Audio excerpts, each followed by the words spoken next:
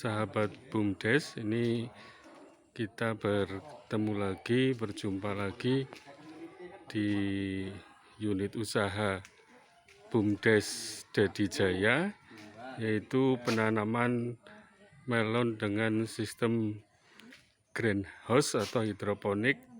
Nah, pada hari ini usia tanaman sudah pada usia 28 apa? Oh, 30 hari. Berarti pas 1 bulan.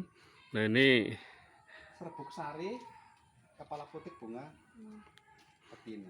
Nah, ini cara praktek cara mengawinkan. Cara mengawinkan ya, Mas? Ya, polinasi, penyerbukan. Nah, istilahnya kan polinasi. Penyerbukan atau polinasi khusus untuk melon. Ini Direktur BUMDesnya langsung praktek jadi pengulunya melon. Pengulu dadakan. Pengulu dadakan. Coba Mas, yang dikawinkan yang seperti apa, Mas? Nanti caranya. Karena ini kan polinasi hari ke 30. Maksudnya dari Minggu, Senin, Selasa, Rabu, Kamis, hari kelima. Hari kelima. Hari kelima polinasi. Artinya kan dalam masing-masing batang kan pertumbuhannya kan beda-beda. Kadang ada yang belum muncul bunga betina gitu. Jadi nggak bisa serempak. Nggak bisa satu hari selesai. Nggak bisa. Tetap ada pertumbuhan kan ada yang lambat gitu. Berarti polinasi pertama berarti 20 di umur 25 hari setelah tanam ya? Iya, mulai. Mulai polinasi. Ini contohnya. Nah, ini mau praktek cara polinasi atau penyerbukan. Kita ambil bunga jantan. Bunga jantan ciri-ciri yang seperti apa, Mas? Yang menempel di batang utama. Oh. Ini yang mengandung serbuk sari. Bunga jantan itu yang menempel di batang utama. Ya.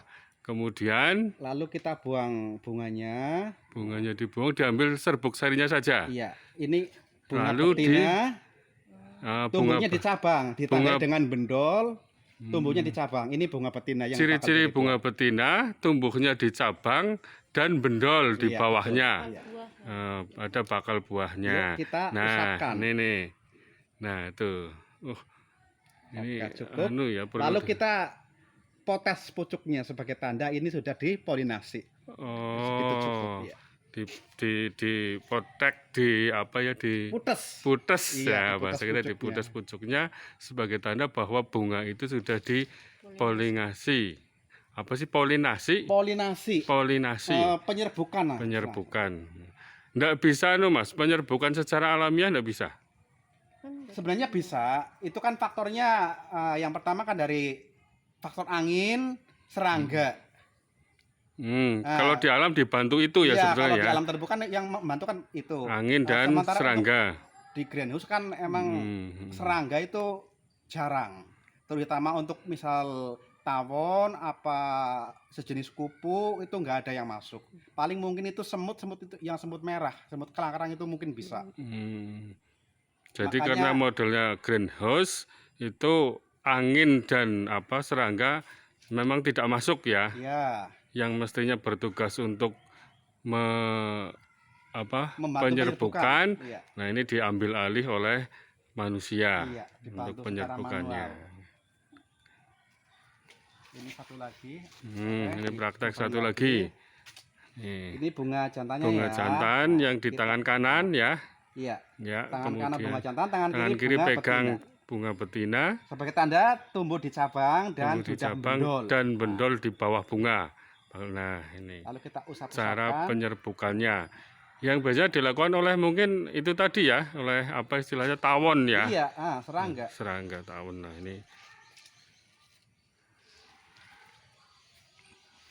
ini usia tanaman hari ke-30 1 bulan. Ya, wah, sudah tinggi-tinggi ya Mas ya. Sudah tinggi-tinggi. Ya, sudah 1 meter lebih sudah. Karena per hari 1 jengkal ini Mas. Berarti sekitar 25-30 cm ya, per hari ya.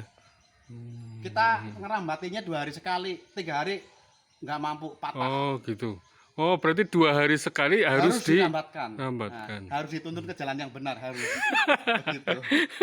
Jangan-jangan seperti orangnya ya. Mungkin. Iya, nantinya kalau udah sampai atas ya mending lah. Nggak keteteran ngerambatin. Bukannya ke atas terus Mas tambah tinggi. pakai kursi atau gimana? Iya maksudnya pakai kursi. Artinya kalau sudah sampai gelandang atas nanti kan potong pucuk. Oh Nah, gitu. Berarti artinya sampai itu besi yang atas iya, itu, betul, sampai aluminium. gelandang atas. Itu kan sudah sampai situ dipotong pucuknya. Iya. Nah, artinya dalam satu batang itu sudah mencukupi lebih dari 30 lembar daun. Cukup untuk pembesaran buah itu artinya. Berarti dibatasi sampai dengan 30 Ya standarnya 30 minimal lembar. ya, minimal 30 lembar daun. 20. Oh, minimal 20. itu bisa besar. Berarti 20 sampai 30 lembar daun. Artinya kalau sudah mencapai 30 lembar daun, daun berikutnya bisa dipotong ya. Karena dengan 30 itu sudah mencukupi untuk membesarkan buah. Iya, betul. Banyak ilmunya ini, Mas. Ya monggo belajar bareng. Nah, ini kita belajar bareng ya. Monggo yang berminat ini bisa juga sharing-sharing ke BUMDes Desa Nusa Dadi, Dadi Jaya, Kecamatan Sumpiyuh, Kabupaten Banyumas. Ini Mas, kenapa jenengan kok yang pertama memilih dengan cara hidroponik, sistem hidroponik? Kenapa? Kan selama ini kan banyak yang biasa ya, model biasa. Kenapa Mas? Kenapa jenengan pilih? Sebenarnya mula-mulanya ya berawal dari kegagalan. Saya pernah tanam di alam terbuka, saya gagal karena satu yang jelas Nusa Dadi notabene kan daerah banjir, rawan banjir. Terus belum lagi gagal karena jamur, karena tingkat curah hujan yang terlalu tinggi. Tinggi ya, Nah, jadi sedangkan untuk rawan jenisnya jamur. melon kan jenisnya tanaman horti, tanaman palawija. Berarti Nah, dulu pernah mencoba dengan yang sistem biasa ya, yang di tanah itu ya. Sistem konvensional pernah mencoba dan gagal karena memang geografis Desa Nusa Dadi memang ya di dataran rendah, sering beberapa kali terjadi banjir. Terus apa lagi Mas yang menyebabkan jenengan pakai hidroponik? Barangkali ada alasan lagi. Yang utama ini kan kenapa harus greenhouse? Menurut saya greenhouse ini ibaratnya security Pak, satpam lah ya. Greenhouse-nya itu security. Iya, dia yang akan melindungi tanaman kita dari hama pengganggu tanaman. Oh, itu greenhouse-nya ya. Ya. Mengapa dipilih dengan sistem tertutup atau Ya, greenhouse? Alasannya itu karena bisa melindungi tanaman dari hama yang dari luar. Otomatis dengan greenhouse kita bisa menanam sepanjang musim. Oh, ya, tidak tergantung musim ya, tidak terlalu tergantung dengan cuaca. Mau musim penghujan, mau musim panas. Oke. Tetap bisa jalan. Itu dengan keunggulan atau kelebihan dengan sistem greenhouse. Artinya bisa bertanam sepanjang waktu, tidak itu harus musim hujan, musim kemarau bisa berjalan terus. Nah, tadi Mas kembali ke yang kenapa jangan pilih sistem hidroponik. Oke, terima kasih. Untuk yang hidroponik, kenapa saya ke arah hidroponik? Satu yang jelas itu lebih aman dari OPT, organisme pengganggu tanaman. Kita sering menjumpai budidaya apapun itu sering gagal karena satu, olah lahan yang tidak sempurna. Oh, olah lahannya kalau di tanah itu ya? Iya. Karena kita misal tanam di konvensional di tanah, kita betul-betul harus olah lahannya sempurna. Misal pakai pupuk kandang pun itu harus yang fermentasi. Sedangkan kita di pedesaan itu jarang sekali lah. Jadi akhirnya karena olah lahan yang tidak sempurna, kita tetap pupuk tidak bisa memilih gitu ya. Akhirnya yang terserang itu tanamannya. Banyak terserang jamur itu karena olah lahan yang tidak sempurna. Berarti memang hidroponik itu ya tadi ya juga untuk proteksi ya. Iya, proteksi. Untuk proteksi lebih bisa menjamin, lebih meminimalkan dari istilahnya dari hama-hama yang ada. Jadi gambaran secara umum itu tanam di dalam greenhouse dan hidroponik itu adalah memperkecil resiko kegagalan, istilahnya begitu tujuan akhirnya. Berkecil resiko kegagalan. Karena dengan hidroponik juga meminimalkan biaya perawatan, artinya dari segi olah lahan Oh ya, ya, harus ya, ya. nyangkul. Kalau yang di tanah itu kan olah lahannya berkali-kali ya. Betul. Ketika mau tanam ya olah lahan lagi, tanam olah lahan lagi. Iya. Barangkali mungkin kalau hidroponik itu modal investasi awalnya Lumayan cukup gede. besar, tetapi untuk Perawatannya perawatan, untuk keberlangsungannya itu akan lebih murah. ringan, lebih murah, betul. Ya. Kemudian untuk hidroponik sendiri, jenengan ini kan menggunakan sistem yang apa namanya? NFT. NFT yang air terus mengalir ya. Betul. Artinya akar dari tanaman melon ini tidak terlalu dalam di air. Betul. Ya. Hmm. Kenapa Mas kok memilih menggunakan itu? Yang jelas masing-masing sistem hidroponik kan beda-beda, mempunyai kelebihan dan kekurangan. Kenapa saya memilih NFT? Karena menurut saya NFT itu yang paling rekomendasi. Artinya air selalu mengalir lancar, artinya untuk kebutuhan nutrisi dan kebutuhan oksigen itu selalu tercukupi. Begitu. Suhu air karena mengalir lancar, otomatis suhu air di saat terik matahari tetap terjaga. Tidak terlalu panas ya, betul. Karena air itu bersirkulasi. Iya. Dengan sistem mengalir itu terus mengalir itu ya hanya mungkin perlu dipersiapkan ada tampungan airnya, kemudian air itu ya harus dialirkan terus ya. Berarti kan listrik tidak boleh mati. Iya, betul. Ya. Kalau untuk antisipasi aliran listrik mati, kita sediakan genset. Genset ya, kita dengan genset. Yang utamanya jelas kan untuk aliran mati di siang hari. Kalau malam hari kita abaikan. Karena malam hari kan dingin. Dijamin nggak bakalan layu. Tapi tanaman kalau kuat siang gitu mati, ya. Layu. Ya sebenarnya layu pun itu nggak langsung mati. Kalau sistem mengalir itu airnya ketika sudah mengalir satu putaran, itu dibuang atau dikembali lagi? Kembali lagi. Terus kembali lagi. Iya. Oh. Sirkulasi. Berarti artinya tidak harus menambah air tiap hari ya? Betul. Ya menambah, cuma kan dikit kapasitasnya. Ya tidak terlalu banyak ya. Artinya penggunaan air juga tidak terlalu boros. Ya. Media tanamnya untuk hidroponik ini bawahnya tidak menggunakan itu ya Mas? Tidak menggunakan istilahnya sabut tempat kokopit pakainya. Ya, ini pakainya rockwool. Oh. Media tanamnya itu rockwool. Rockwool. Iya. Rockwool boleh dilihat monggo niki. Nah ini mau dibuka ini untuk media tanamnya.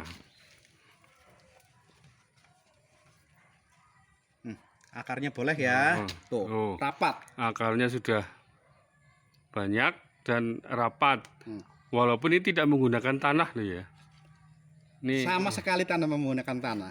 Barangkali malah mungkin lebih efisien untuk nutrisinya ya Mas. Betul. Mungkin dengan tanah kan pupuknya tidak hanya terserap oleh tanaman. Kalau ini kan hampir di 100% barangkali lebih efisien Pak. Artinya lebih terserap. Si tanaman itu menyerap nutrisi pelan tapi pasti. Beda dengan metode di sawah. Bisa hilang nutrisinya ya. Kalau hilang sih mungkin tidak Pak. Si tanaman itu menyerap nutrisi seporete loh. Semaunya dia. Akhirnya yang kalah akan pertumbuhannya nanti. Itu yang bikin rawan jamur itu sebenarnya di situ.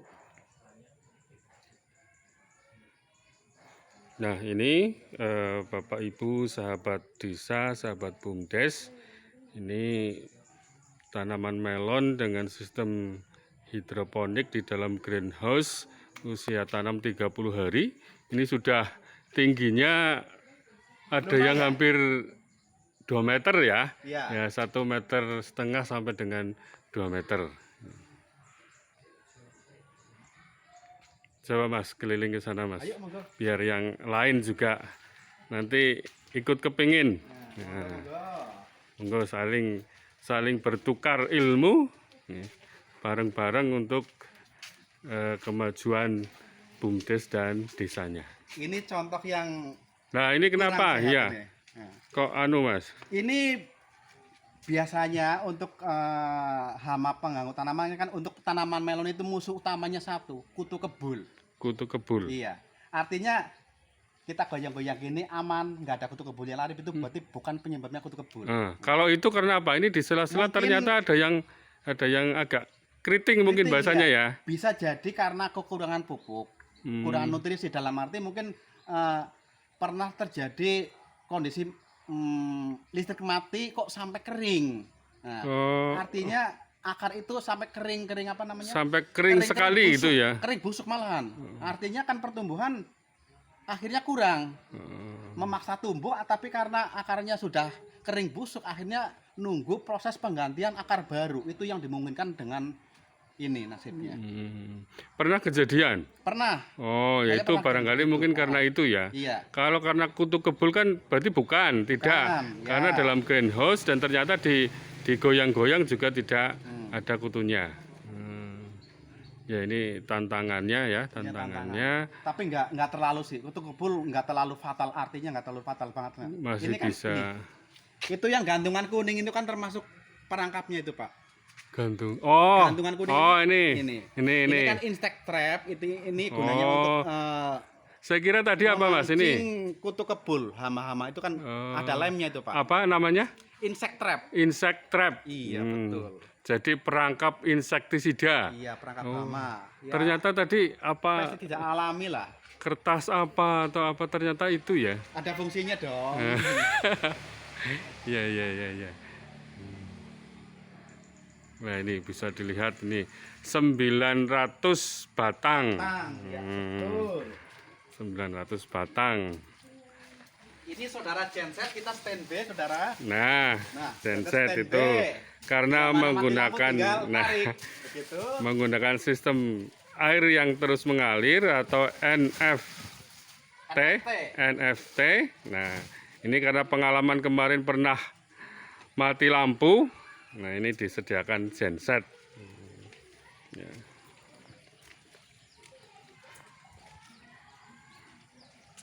Ini kondisi 900 batang tanaman. Alhamdulillah ya sudah termasuk hampir normal rata lah ya. Ya, mungkin kisaran 10% ini bagian-bagian yang 10 ya mungkin sekitar 10%, maksimal 10%. perkiraan 10% atau maksimal 10%. Ada yang keriting karena memang dulu pernah listrik mati lampu, mati listrik, itu belum disediakan genset. Terima kasih Mas Gono atas ilmunya. Oke, Mudah-mudahan bermanfaat untuk kita semuanya. Sahabat desa, demikian liputan kami di Desa Nusa Dadi tentang penanaman melon dengan sistem greenhouse dan hidroponik dilaksanakan oleh BUMDes Nusa Dadi. Terima kasih.